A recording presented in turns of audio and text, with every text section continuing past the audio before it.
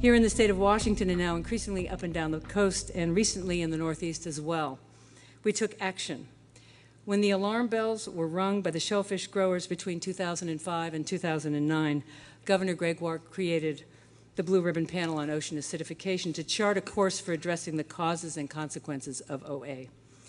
From that first of its kind in the country body came a report and a technical scientific paper of findings and recommendations for actions. They were incorporated then into the regional recovery plan of the Puget Sound Partnership, and simultaneously, as most of you know, the legislature created the Marine Resource Advisory Council, which was charged with taking that groundbreaking report off the shelf and implementing the findings.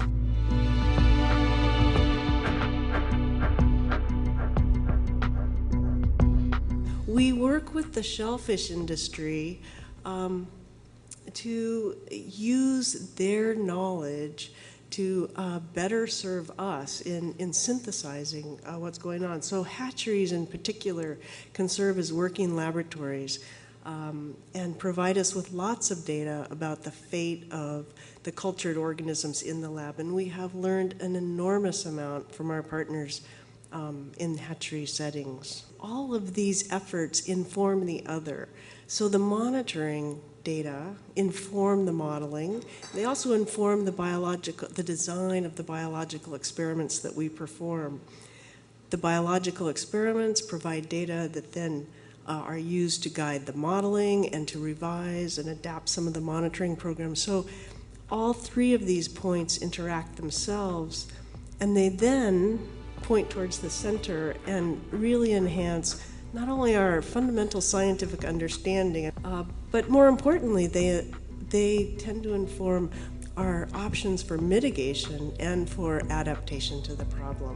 What do we see in the future for the Ocean Acidification Center specifically? We want to extend our understanding of biological and ecological responses. We want to know what the ecosystems are going to be doing, not just what the chemistry tells us. As important as chemistry is, ecosystems, I think, are where it's at. And we want to be able to plan for mitigation and adaptation. And we need both.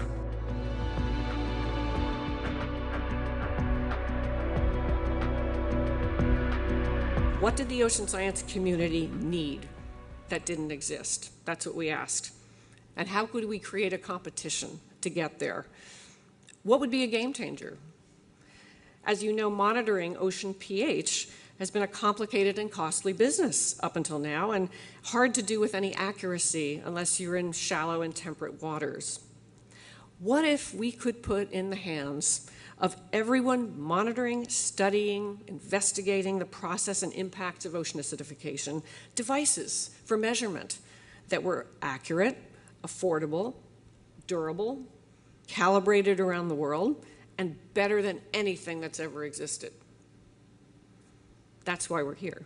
And that outcome, with the 17 teams that we had competing in this prize, this is what we're trying to do. The need is an urgent one. Private philanthropy in science isn't a new thing, but I do believe there is a new opportunity for leadership today, especially in the kind of high-risk, new venture, and exploratory activities, the very ones that do change the way things are done and the way we think about our world. My husband Eric and I deeply believe, given the challenges to ocean health and from all the directions that I've just mentioned here, we are at a critical time for understanding ocean systems and the way we interact with them, right?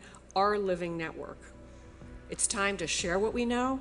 It's time to share what we learn and find new ways to accelerate the pace of scientific research.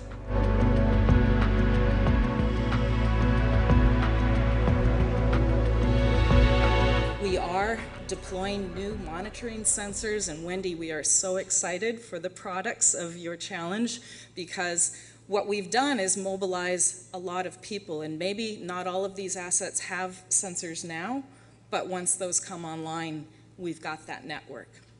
And we've got a way to transmit data, and so we've got a good way to get that collective information. I really am a firm believer that science can make a change. You know, using science to understand, act, respond, and adapt is the key for ocean acidification, in my opinion. And so Washington Ocean Acidification Center is really trying to connect science with people's needs and policy, and I think that's the way forward. But science really cannot do everything by itself, right? We need to start doing our action. We need to start reducing CO2 emissions and all local sources that are contributing to the acidification locally, and develop adaptation strategies, innovative solutions that can really be applied locally to reduce the levels of ocean acidification, to make a positive outcome in the future.